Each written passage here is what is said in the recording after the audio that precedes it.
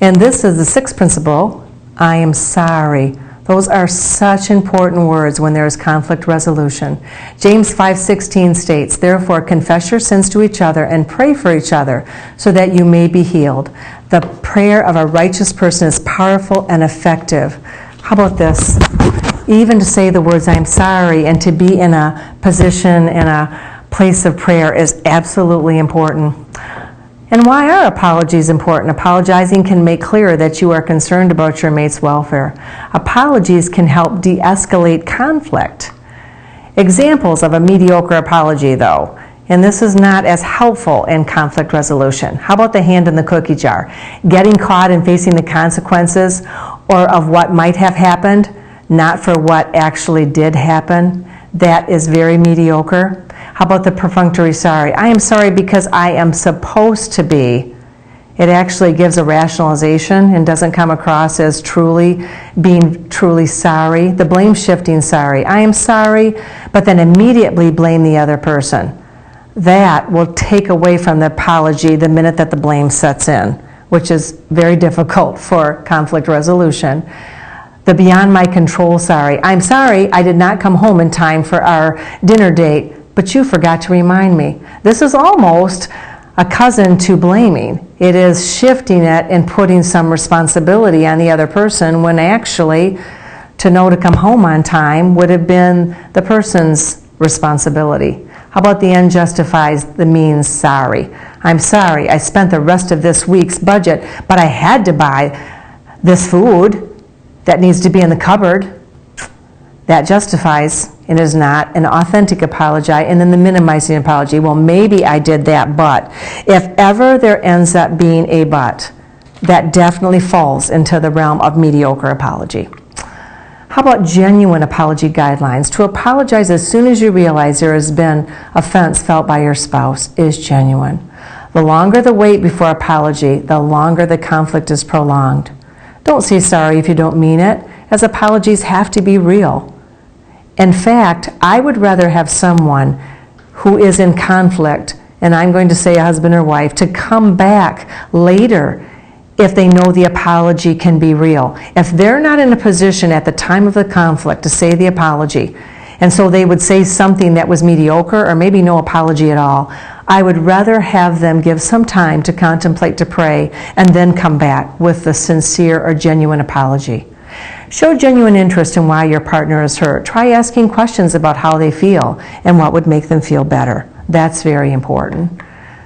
Take full responsibility for hurting your partner's feelings and explain what you might want to do.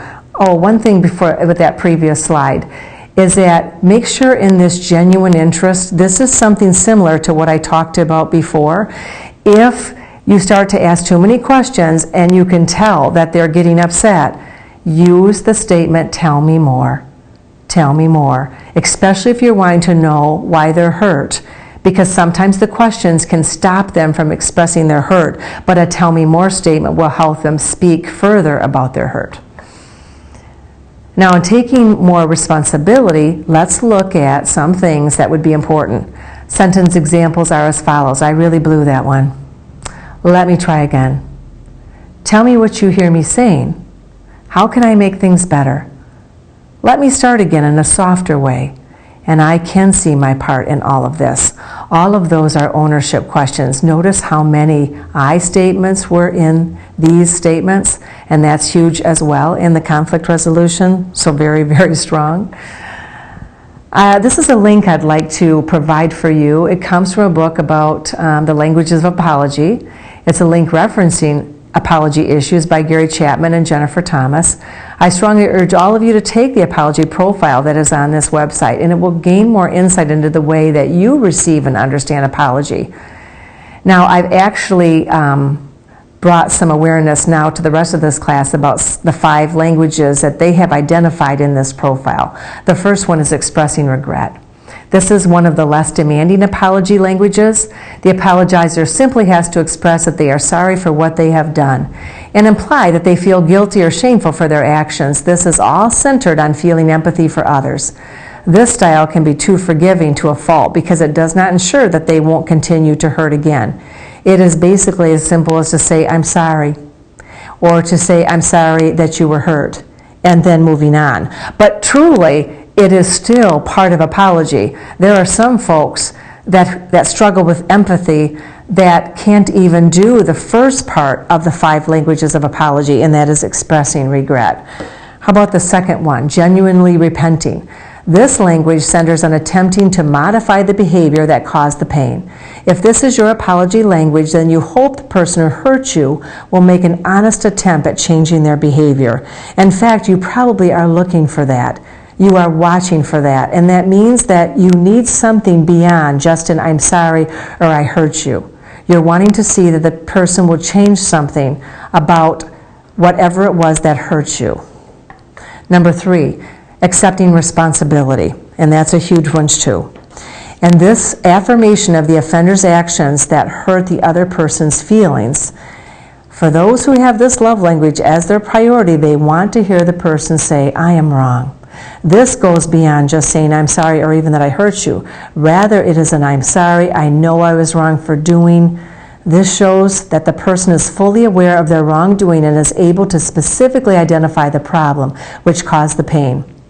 In my practice, when I am working through conflict issues, this is called having insight. If a person has the ability to have insight, and that's pretty strong emotional intelligence, they not only will be able to do the first couple steps of apology, which is being able to acknowledge, say they're sorry, and actually do something different, but now they can identify what was wrong or what it was that they did that needs to be changed. This is insight and emotional intelligence. How about requesting forgiveness? If you value someone requesting your forgiveness, then you see it as the offender's way of expressing that they still want you to love them. Not only does this affirm that they know why they have done you wrong, but it's their way of wanting to express that they want to repair and restore the relationship. That is huge. And if these last 2 are in place, and remember, it is accepting responsibility and requesting forgiveness, there should be some definable, tangible things that are happening. I'll give you an example. I had a man that was doing some unsafe, sinful things with his cell phone. He was getting into the internet and having some porn experiences, looking at pictures. Actually, he was getting into, it's an internet site where you can have these chats with other women, and it's usually of a sexual nature, and it certainly was contrary to his marriage vows and the oath of his marriage. His wife inadvertently found some of these texts, and she was devastated, and that came up in our session. He went through all of the steps of apology, and he even came to the requesting forgiveness. It was amazing.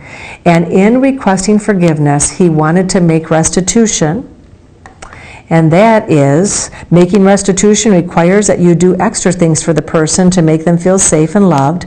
This may have nothing to do with the actual content of what hurt them. An example would be to receive flowers. A spouse would feel better with the apology language to have a more tangible expression of a restitution. Not every spouse needs this, but many do. Now this man not only did a couple of things for the wife, he did some things tangible. He did some things around the house that he knew that she would like, but he also did something specific with the phone. He let his wife have all of his passwords. He also put a new app on his phone that was a protection mechanism, and the wife became the accountability person, and so did one of his male friends, which was an accountability partner, and they could see any place that he went while he was on the phone or any internet searches, and that brought much more accountability and brought that hurtful internet connection to an end. And that was the way he made restitution, and actually still brought about more asking for forgiveness from his wife. Now lastly, sometimes people don't apologize because they are too ashamed. However, please forgive them anyway. Even if you are hoping to have this shared with your spouse and want them to understand the 5 languages of apology, sometimes there are people who, because of their wounds or maybe their walk of healing, are not ready to give the apology. Yet sometimes you have to be okay with the sorry you never got. God calls us to forgive all of those who have done us wrong, and whether we have received an apology or not. And please know that you can continue to pray that the Lord will bring the insight to the person that has offended you for apology, but the Lord will walk with you and let your heart find ways to still forgive them, even if the apology has not come on this side of heaven, and that can still be your continued prayer to have that take place. And know that Jesus will listen. Thank you. That is the principal conflict number 6.